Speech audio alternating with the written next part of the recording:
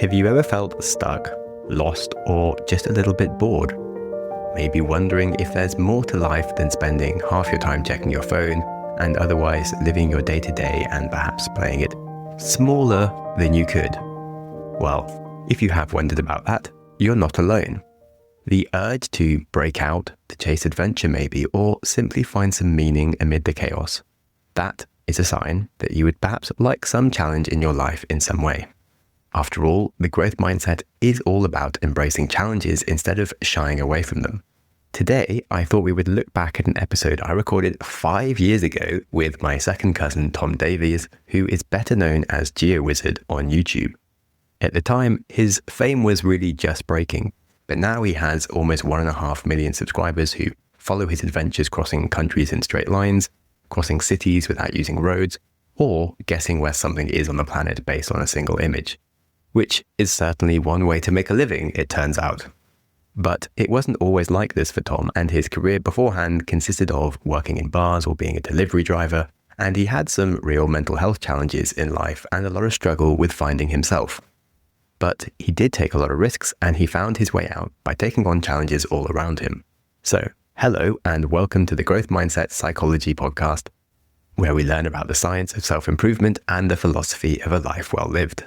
This episode is probably more mindset and philosophy rather than exact science, but we do talk about breaking out of a funk by pushing on your comfort zone, bringing curiosity and adventure into your life, and building the confidence to take the risks to back yourself and walk a path that no one is advising you in the slightest to do, but feels right for you.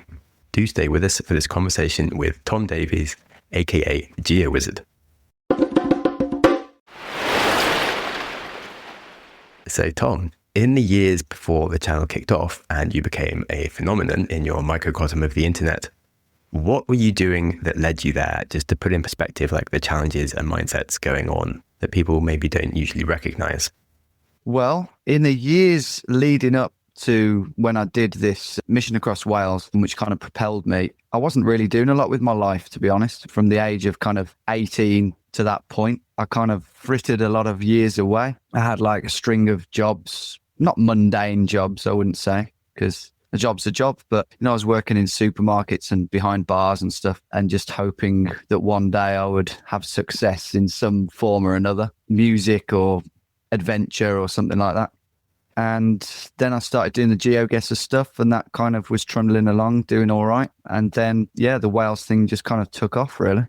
Yeah, that's interesting. So you said you weren't doing too much with your life, because I certainly struggled with like traveling and trying to do something useful, but like getting confused and feeling like I'm getting in circles and stuff. I remember hearing that you're quitting like your job to go full time with just the geoguessing before you'd ever done any adventure things. So how did you like go through that process of like, actually, I'm going to go full time on this sort of like silly idea where I just guess places? You're right. I was just doing the GeoGuessr at the time, but the main reason I quit my job, which I quite liked that job, I was a van driver delivering and picking up things for insurance companies.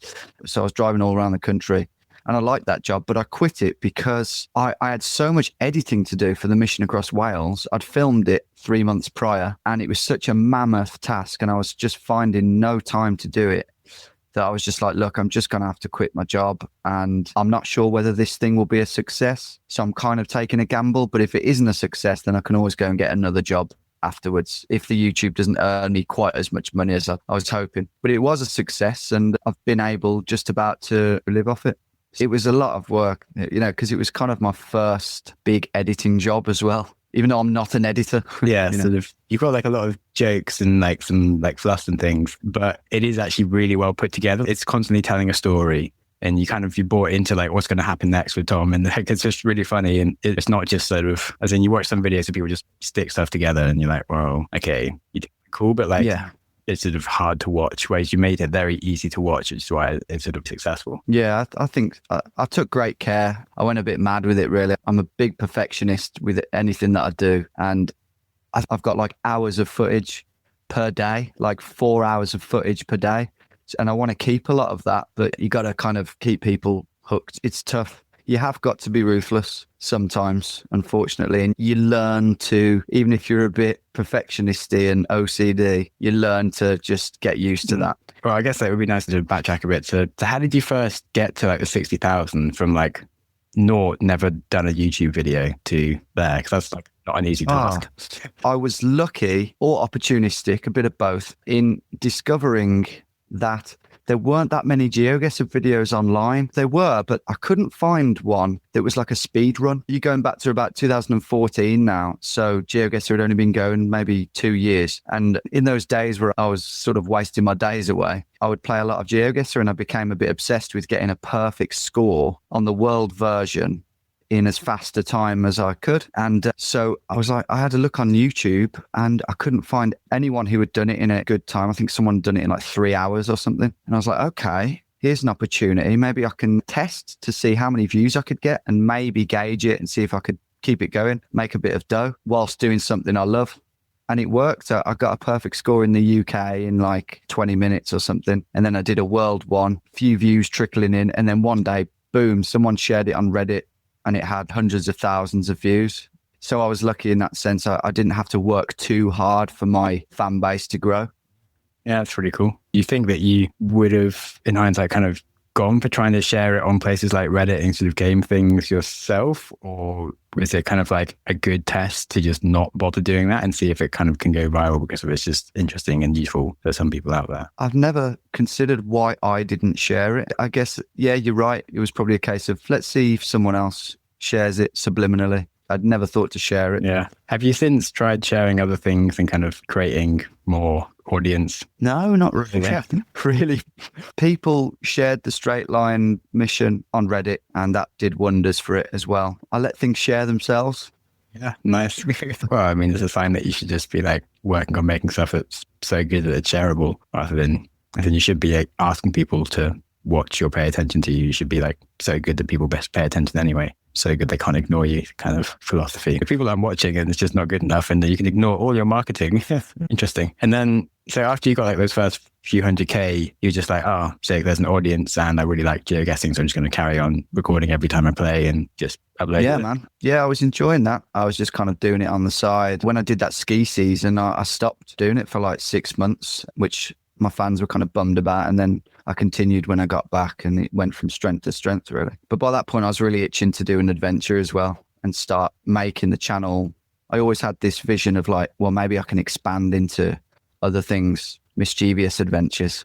I was conscious when I started my thing, like, come on, you got to think of something that's completely different. Yeah, you really go hit that well with the whole, can I walk across the country in a straight line? It's just constant entertainment, just watching you kind of like walk over hedges and going through like lakes that were like, not even for like ponds that are basically, you could easily walk around with like zero effort. And you're like, oh, I have to swim through this now. I know. Yeah, that wasn't very nice. I almost drowned in that. That would be the most like pointless death. So you said you've done quite a few adventures, and you did a recent one with a friend who you used to do stuff with. But so what were the kind of things that you used to do when you were younger then? Oh yeah, Greg. So he's basically my stepbrother, but he's not, because my mom and his dad never got married, but we kind of grew up together. When we got into our teens and we were getting a bit sort of more mischievous and, you know, hunting for something fun to do and something adventurous to do, we would just kind of walk east into the fields, because where my mom lives in Aldridge, if you look out the window, it's just countryside, whereas west is just all the West Midlands, you know, horrible urban areas. So we were like, wow, there was a TV mast in the distance near Tamworth, and we used to go, well, one day specifically we went, let's walk to that TV mast, and it was just the most exciting idea. I was probably 14, Greg was like 12, so probably too young to be going that far, but we were like, let's walk to it, man. We had a £5 in our pockets each, and we just walked east, and you know, we got chased by farmers. We had to wade across streams and rivers, climbed over fences. At one point we were so hungry we almost took the top tier off a wedding cake in this pub. How were you in We didn't do it. It was this country pub in the middle of nowhere, and they were kind of setting up for a wedding, and we were just that hungry. But we didn't. Okay. So Non-story, but the idea was that. non-story, but I'm glad it's a non-story. Anyway, that was one of the most exciting days for me ever, because it was like, see you later, normal life. It felt like we owned the countryside, you know, we were discovering it and we owned it. And then for years after that, we tried to emulate that magic and just went on. We used to start in Lichfield and go north from Lichfield or east from Lichfield until we just discovered all the fields that we possibly could. So basically I was no stranger to like hopping fences and trespassing and things like that, because we were always respectful when we were on someone's land. We never like damaged anything, and we were always respectful to the farmers if we did come across them. So that's what paved the way for, the mission across Wales, because I knew in my head that it was possible to an extent. I wasn't sure whether it was possible to do a whole country in a straight line. I really didn't know, but I was no stranger to that type of thing, basically, from those days. Yeah, that's so cool. Kind of wish I'd done that as a child. Sounds awesome. It was eventful and a bit naughty. Yeah. I mean, what did your mum think? How did you get back? Luckily, my mum kind of was worried about what we were doing, but I think ultimately her and Greg's dad thought, do you know what? They could be doing a lot worse things. They could be on the streets kind of doing God knows what, like drinking and smoking and stuff. So at least they're kind of doing good stuff in a way. Like I know trespassing isn't good, but at least they're not doing other naughty stuff which could lead to screwing your life up. So Derek, Greg's dad, used to willingly come and pick us up. And it would be quite funny because we'd ring him and it'd be like, where are you? And we'd be like, we're in Leamington Spa. Can you come and get us? We'd just like walk, I don't know, Stafford or something, which is, 20 miles away. And he'd be like, oh, for God's sake. But he would come and he'd always tell us, look, I think it's great what you're doing. That's lovely. So got a lot to thank Derek for. Really? Well, what would have happened if he just sort of didn't help? Do you think he would have just stopped after the first one if he couldn't get picked up? That's a good question. I think we would have done it less. We would have definitely done it less. And we would have aimed to get to places where we could get a train back. But that's not as fun. Yeah, it would have been more urban and less countryside-y. It's hard to really back in your life and sort of say exactly, but some of these things that sort of spark your decisions, it can be like quite a sort of small line between what you would have done or not. And so like maybe if you hadn't had the feedback of like him being like, actually, that's pretty cool and helping out, you might like not have done it more. Yeah, if they'd have frowned upon it, maybe we would have been less bothered. I don't know. What are the kind of other hard, meaningful things that you might want to do with your life then? Because like the YouTube channel is pretty cool. Is that like your big focus to just grow that now? Because that's kind of what you're working full time on. For now, my main goal is definitely keep releasing adventures, GeoGuessr as well, but keep releasing good content on my channel because, it might not last forever. In 5 years' time, I'll probably be yesterday's news. And so, just keep doing what I love doing. Keep doing these adventures that I love. I'm doing them because I love them first and foremost. So that's my focus at the moment. Music is another big passion of mine, and I'm recording an album. And I'm also going to release the soundtrack from the mission across Wales as well. That 16-bit kind of game theme kind of music. I love music, and that was always my first passion that I wanted to try and make it in. But who knows, maybe my album will gain traction and I can make a name for myself in that field. Yeah, my current business is kind of about social media and sort of causing disconnections, and I'm trying to like change that to make you more present and do stuff with people. And like, have you thought of doing more like businessy side things or like being a voice for this sort of stuff as you're on your channel, besides just doing adventures, actually talking about why people should be having more adventures and maybe how they could be like getting away from the Instagram side of just showing off about stuff and being more present? I've got this idea that I'm going to release a series of videos, mainly because I can't really film much at the moment. One of them was going to be, this is why you should put yourself out your comfort zone. This is why you should go on adventures, and just kind of help people get out of a hole, and maybe people who are a bit lost in life, a bit kind of down and out, no direction. Why not help them? I think that'd be a great thing to do because I've been there. I was in a bit of a rut really when I was in my early 20s, just bumming around, smoking weed and just doing nothing with my days. So, I'd like to help people, definitely sort of see the light, if you like. Just put themselves out their comfort zone, because I do believe that's the best quick fire way for you to just feel alive again and feel proud of yourself and feel like, oh yeah, I do belong on this earth and I can do worthwhile things. Just go on a big, massive adventure and camp out in the rain and be shivering and be like, oh God, this is awful. This is desperate. And then get through it. And then the next day when the sun comes out, you just feel amazing. But I guess it's not for everyone. There's a lot of people that just need a bit more of a push to realize how good it would be if they kind of did take a bit more adventure, because people are often kind of waiting for sort of validation that they can do something, and you kind of need to learn yourself that you can do things and having the opportunities to do stuff before you think you're ready is where you like learn the most. Yeah, you've got to make it happen for yourself for sure. But it's good to have guidance. Do you think that recording your YouTubes when you are on an adventure takes away a bit from like the natural raw experience? Because you're thinking about how can I make this something for my viewers and these kind of things. Yeah, it does a bit. But I guess I've entwined the two. If I wasn't allowed to film a single thing, I'd still have a good time and it would feel more peaceful for sure. But I think I've got a problem now. Anywhere I go on a holiday or an adventure, I feel like if I don't film anything, I'm missing. Yeah, the opportunity. I don't know. I've got so used to it. Same from having conversations with people. Sometimes if it's really fascinating, I'm like, it should have been a podcast. Why didn't I record this? I bet. A bit annoying. This should be being filmed. Yeah, exactly. It's like, so that's what it is. But it's the same for anything really these days with people. Is in like, as soon as it gets like slightly interesting, they get their phones out. And I know. Which I hate because people are losing the ability to tell stories, man. That's one thing. Like when you meet your friends in the pub, I've listened to older blokes in the pub. And one thing I noticed was they had a great ability to tell stories and to tell jokes. That's kind of getting lost as a generational thing. Like you don't hear young lads in pubs say, here's one then for you. An Irishman will, and so forth. But stories, because you've got a video, like you can just whack out this hilarious video of a woman falling down a trap door. And unfortunately, it trumps the story a bit. Yeah, that's really interesting observation. Because, I think stories are so important. And like it's such a skill to develop and useful for like other things. And I don't know, maybe it's a bit like people getting annoyed about kids being able to use calculators to do their maths and they should be able to do it all just in their heads kind of thing. But like if you always have a calculator, why do you need to like be able to do it in your head? And if you can always tell a story, like if you have to give a presentation and like be able to use like other stuff, does it make sense? But so like as a business, it's taken me a very long time to like iron out my vision and get it so I can kind of like hit someone in 60 seconds and hit them with like my vision. So they're like, this is such a cool idea, as opposed to like a weird mess that would take me 10 minutes to try and explain. And people still don't really get what it is. It's an art. It's an absolute art. And there is a way to perfect it. And it's not just the words and the structures of your sentences. It's like the way that you say things, the emphasis that you put on certain things. And I think we should all be striving to really nail that because that's beautiful. Definitely. On that note, have you got a favorite story that you like to tell in the pub to your friends?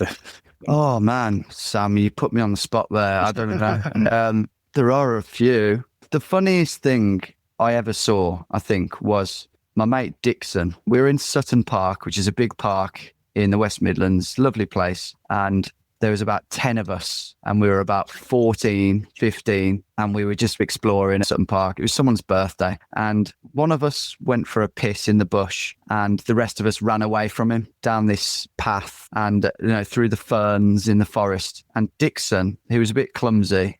He was at the back running away. We all hid in the bushes because on the path was a big swamp and it was like a big stagnant pool of water. It was covered in a layer of green algae. So if you weren't too sharp with your vision, you might just think it was grass. Anyway, we all hid and Dixon came ploughing through and he just went straight into the swamp and it just swallowed him up. It was the way that it just swallowed him up and he was totally submerged. His whole body went underwater or under mud and he just emerged as this huge swamp creature. And it was just the funniest thing I've ever seen. And we walked home in the baking sun and Dixon was just covered in disgusting, stagnant. He stunk and we didn't stop laughing the whole way home. That's the best thing I can think of because at the time it was the funniest thing. Interesting. Well, like some stories are easier to tell to people who kind of know the person or it's a great story to kind of retell with your friends that are there. Interesting. So I think I'll remember that. I was going to say actually, because I did my stand-up comedy course and that went really well and I actually super enjoyed it. And it was something I never thought I could do. Just like seems super scary. That's a prime example of what we're talking about, isn't it? Putting yourself out your comfort zone. I mean, you're a confident guy, but I bet that was still a scary.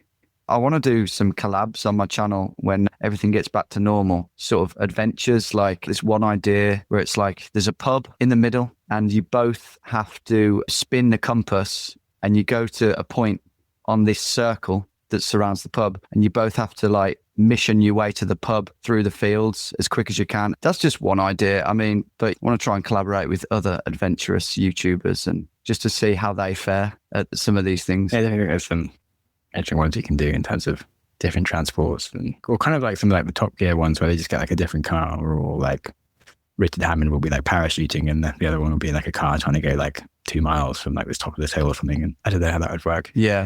Interesting. Well, maybe we could like brainstorm some of that some other time. We will. Definitely. For sure, man. Okay, cool. So I guess you sort of outlined like how you were successful on YouTube. So I've been trying to get some like just sort of success tips with like people that know about stuff. Like, okay, what's the best way to run like a YouTube channel and things? Have you got any like specific tips on that besides just make good content and tell a good story? Sorry to disappoint, but I'm actually really crap the whole nailing YouTube and its algorithms and like doing good thumbnails and titles. I'm getting better at it. That's definitely important. Thumbnails, titles, the combination of the two. But I've always been naff at the whole technology side of things, and it's always taken me ages to like catch up. I would just say, make them laugh and just do what you love doing. Think of something original. It's easier said than done, especially as time goes on. Things are getting more saturated, but do what you love doing. Try and come across natural on the camera. Something I've got better at. Just make them feel comfortable. Because if you're all edgy, then they'll be, and they won't want to watch that. And just work hard. Like I've worked hard. As I said before, I'm a bit of a perfectionist and I do make blunders quite regularly in some respects. And just be conscious of when people might be getting bored, because people have short attention spans these days. Yeah, super short. So just like attention to detail, really. Yeah, that was a really well done series. And how many views it had now? The first episode has got 3.3 million. I remember I had a few friends that had actually watched it and sent it to me. I was like, why have you said me my cousin? How did you know about this? So they're like, wait, that's your cousin? I'm like, yeah. So it's pretty cool. I've had a few stories like that where I've got a close family friend was in Australia and this guy was like, oh, you got to check this guy out. He's walked across Wales, your home country. And he was like, yeah, he's like my family friend. Like stories like that is so bizarre. So when you have kids, are you going to be like, right, so you see the big mast over there, you must get to it. I really want to do that. I mean, obviously it's going to be a juggle between not wanting them to die unnecessarily, but I've heard stories. I think it was Richard Branson, I think, if I'm not mistaken. This might be totally wrong because I'm not a fact checker, but I've heard that his parents just dumped him in the middle of Wales when he was, I don't know how old he was. I guess that's quite an important factor. I think he was like 11 and said, find your way home. And that's why he became so entrepreneurial, allegedly. I'm going to sound like a granddad now, but I think there's a lot of spoilt kids who are lacking in that kind of ability to that fire in their belly that I think comes from not having a lot in certain ways and having to figure things out for themselves when they're younger, and like patience, things like that. Yeah, that's very much sort of, you've got used to just having things that you want rather than having to work for it as such. And also kind of like the adventurous side of like spending time in uncertainty and learning that often is what gives you the best results, and doing things that you're not sure how it's going to work out and going through sort of scary moments actually gets like a much bigger enjoyment factor than just going directly for like, oh, I want this right now, and having it is not.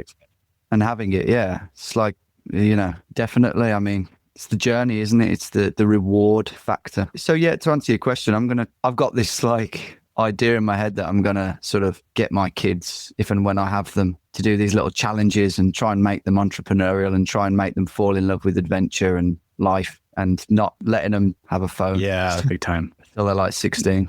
But good luck with that. Yeah, it's really hard, especially if they're around lots of kids that have got phones, and that's like the cool thing. I know. But I don't know, maybe because then they get left out. Yeah, it might be a bit different. Well, anything that's weird is always like an unusual one for kids, but I think in like 16 years time or 25 years by the time your kids are that age, it's going to be different in terms of a lot more people are kind of waking up to the problems. And I'm hoping that there'll be certain towns or villages or schools where all the parents are in this treaty together and they don't let their kids have a phone or until they're 16. That would solve the problem, wouldn't it? But probably be like oversubscribed to get into that school.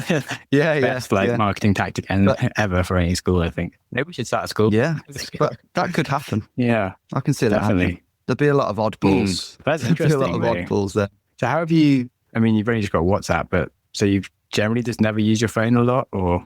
Yeah. So I bit the bullet recently and got a smartphone, an iPhone 6. But up until like 6 months ago, I just had like a really basic Nokia, like 3310 equivalent. It's like 15 quid. I found it 2019 again that you just got it. I think I got it. Yeah, I got it around Christmas time. I was always not against smartphones as such, but I personally knew that I would spend way too much time on it, on Facebook, scrolling through pointlessly, in group chats, watching YouTube, which I am now. So I was just like, do you know what? If I don't miss it now, why get addicted to it? And I'm happy with my crappy phone. I can ring people. Sound like my nan. I can ring people and I can text people. That's all I need to do. You do sound like it's an true. To be fair. People Thank you. But it just used to annoy me when I went to the pub and I hadn't seen my mates in like 2 weeks and I had a story to tell them. And maybe I'm not a very good storyteller, but every now and then they'd be like scrolling on their phone. I'd be like, we're here to tell stories to each other and talk and have a laugh. Yeah, definitely a problem with it. So I didn't want to be a part of that. Yeah, I recently did a TEDx about the whole like issue with smartphones and it's just sort of grabbing your attention and with kind of people just being a bit weaker and just immediately being used to satisfying their urges. And it's like that with smartphones, and they're literally there to just, as soon as you don't know what to do, it's like you have this thing in your pocket that's just like an infinite list of things to do that can distract you and amuse your mind. And so you never actually spend any time being bored or like being creative or like thinking for yourself. So like as soon as your brain's like, oh, I've got to do, I can like think of things. It's like, okay, the first thing I'll do is my smartphone before I do anything else. And then you're lost in Facebook or you're talking to people or you're listening to podcasts and like listening to other people's opinions and thoughts rather than your own. And yeah, that's a good point. You can just go on YouTube and bam, YouTube's algorithm is recommending you things like what will happen if you throw a bowling ball off a 40-meter platform onto a trampoline. And of course, you're going to watch definitely. And so it just because it's like, works in like our evolution standpoints, and we're just built to like do things that reward us. And so when you're like doing something kind of difficult, you're not sure what's going to come up next. And your brain goes, oh, I could use my phone. And you'll instantly get like a bit of dopamine because if you do something and you get like a task list, or in the same way that like if I'm stuck at home, but I'm not sure what to do, like I'll often just go to the fridge to eat something, and like I'll eat something and like my brain will go, hey, you ate something, that's great, and then give me like a reward. And like half an hour later, it'll be like, oh, I can reward you again if you go to the fridge, and I'll just keep on going to the fridge all day. Whereas if I'm somewhere else where there's no fridge with food in it, I don't do it. And the same with like, you have a phone on you, just keep on sort of rewarding you, and you know that, and doing these other things that are hard and you're not sure about.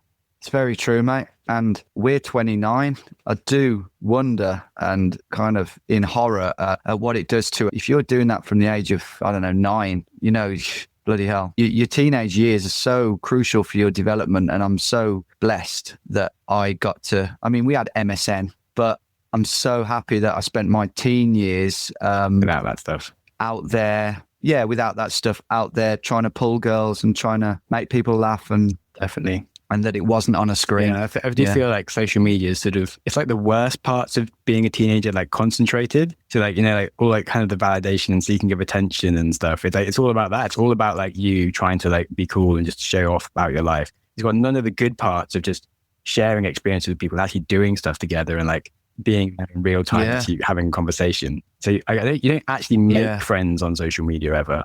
You just show off to the ones that you have. And it's just like, oh, it's so annoying. Yeah, man, absolutely. And, you know, when I look at who my closest friends are in the world, like the guys who know all my secrets and I can just be my unadulterated self in front of, I made those bonds when I was kind of 13, 14, 15, 16. But you get to, you know, everyone's bad side and you love them anyway. Whereas, so if you don't have that, then you'll have no friends.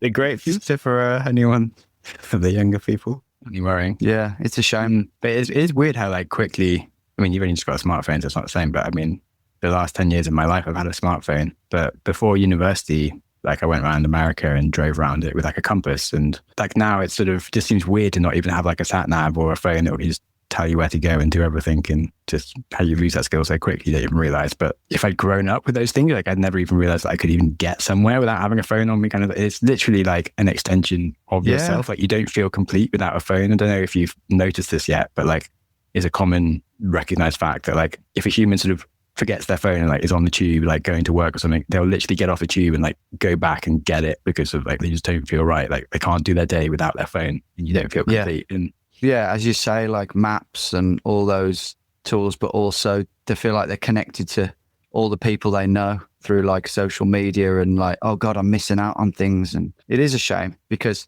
I think humans, we derive a lot of satisfaction and kind of, what's the word?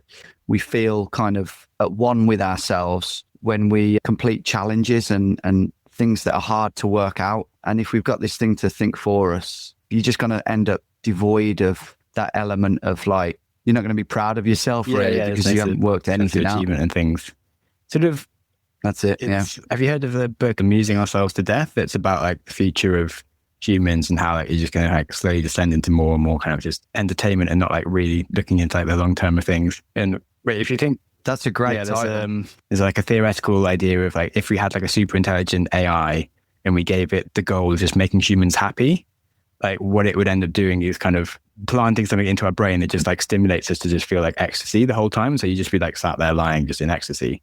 And like, it's obviously not what we wanted to do, but it's, and like, it just seems like wrong, but like, is it wrong because of on like the level of like, actually I'm just happy the whole time? Is that like a good thing? Because we want human happiness. And it's sort of like what you might as well just take drugs all the time. Which is kind of completely wrong. Every up has to have a down. And that's sort of the cost of like social media and those things. It is just like a short term, like up right now, you constantly feel like it's going to be better and like something good, but in the long term, it just doesn't help your brain at all. And so many other things that we're losing. That's it. Stuff. That's it. It's short. What's the word? Gratification. That's the one, Sam.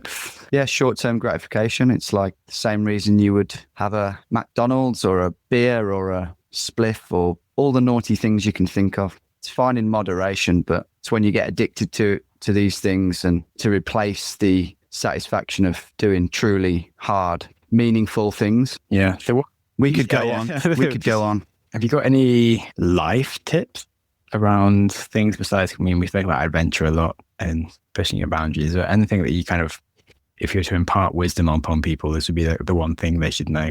I think it's hard to ignore the struggle that a lot of people go through today with mental health. And I feel like it's hard to kind of ignore that because I've struggled with that in the past. So I feel quite like there's no bigger struggle than that, depression and things like that. If I wanted to impart any advice, it might not be relevant to everyone, but I think it's relevant to a hell of a worrying amount of people in today's society. And I think that there is always a way out of those dark holes you can find yourself in life. And you may not know it at the time, but there's a reason that you're there. There's a reason that you're in that hole. You're not fulfilling your potential this isn't always the case, but I think with a large number of like young men just kind of lacking in direction and lacking in kind of knowing who they are, and with the right people around you and love from other people, and with the right decisions that you can make and the right attitude, you can claw yourself out of it and do great things and be happy. Because I have been there, and so far so good. I'm all right these days. And if I can teach other people that that's possible, then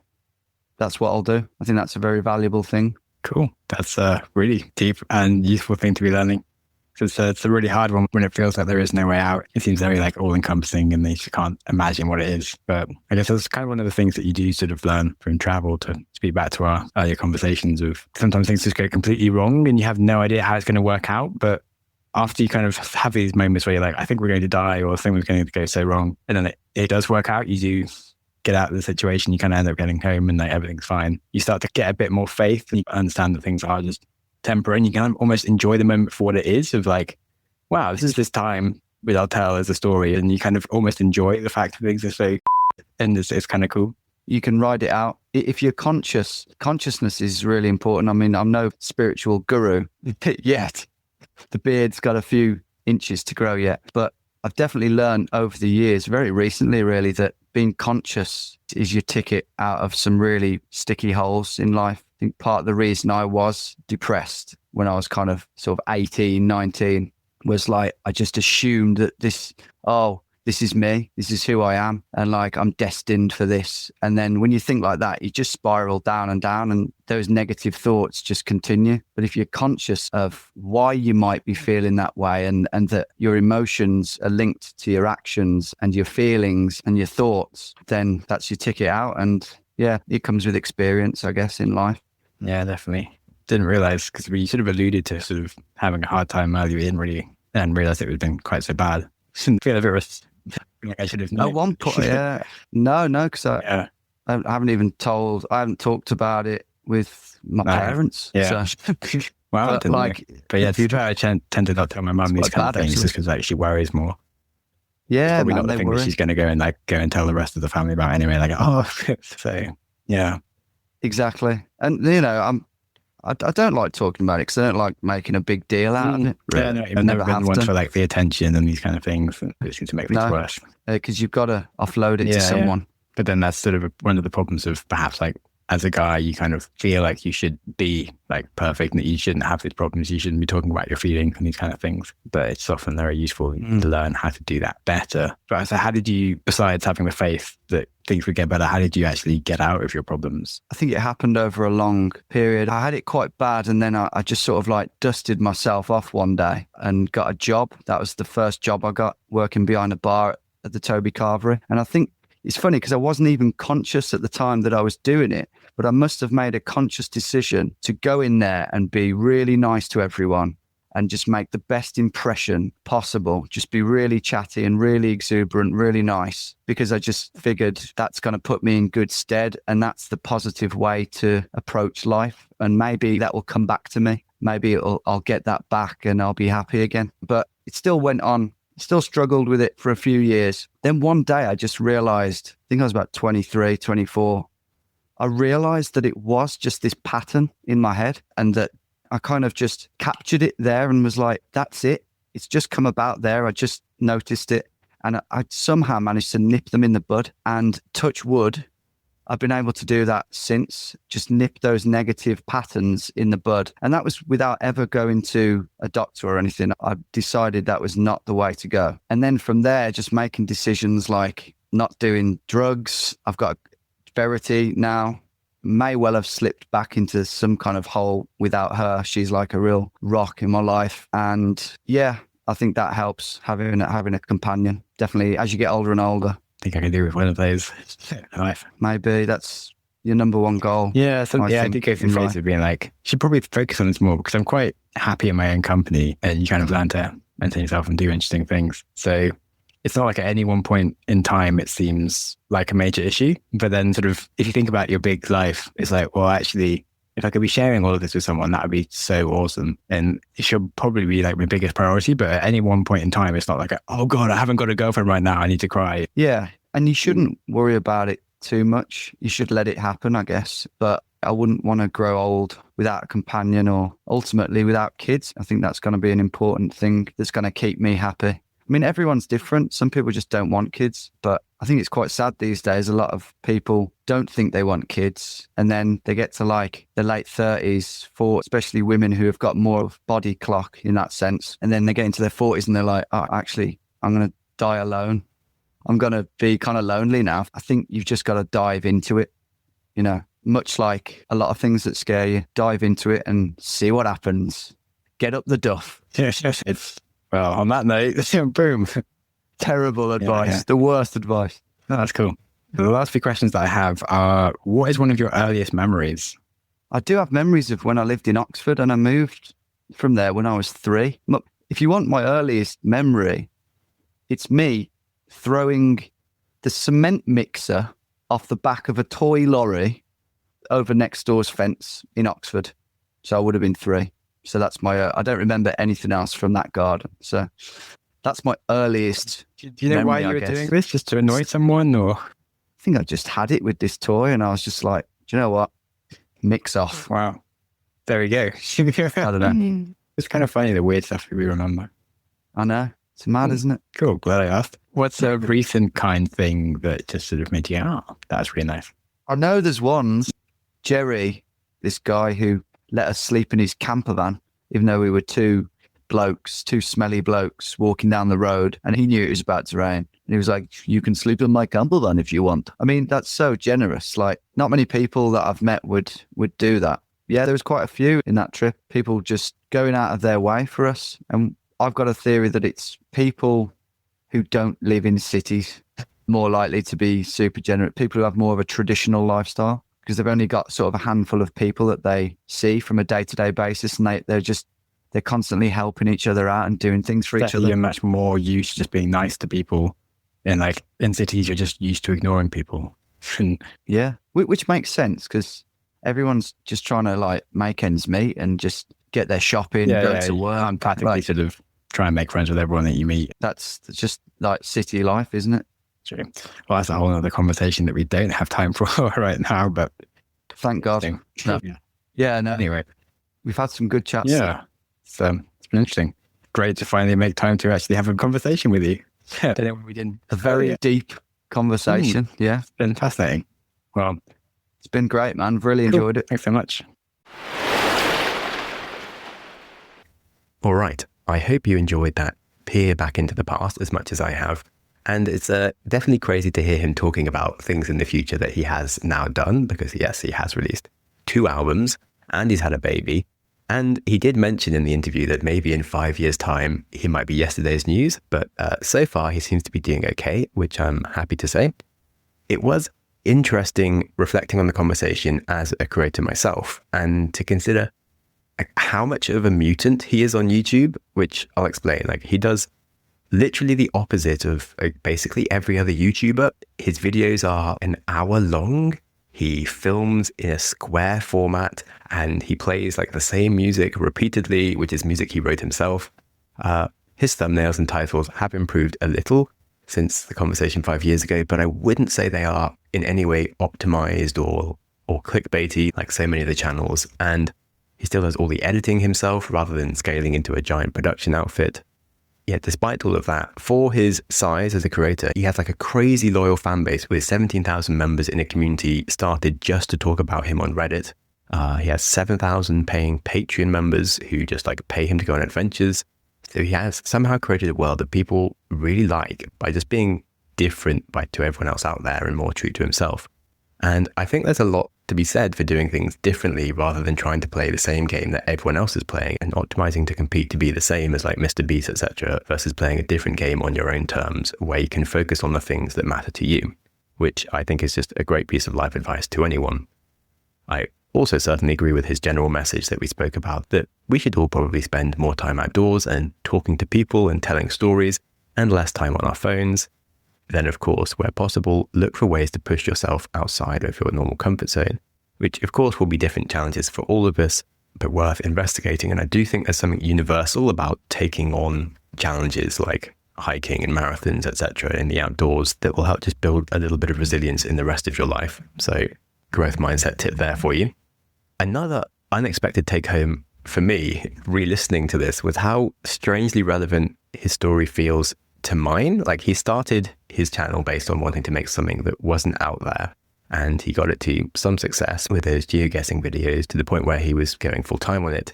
And then he started a new format with his straight line missions, which he had an urge for as a format that could be really cool, and he poured all his time and lessons into it as a creator to make it as good as he could, and it really took off.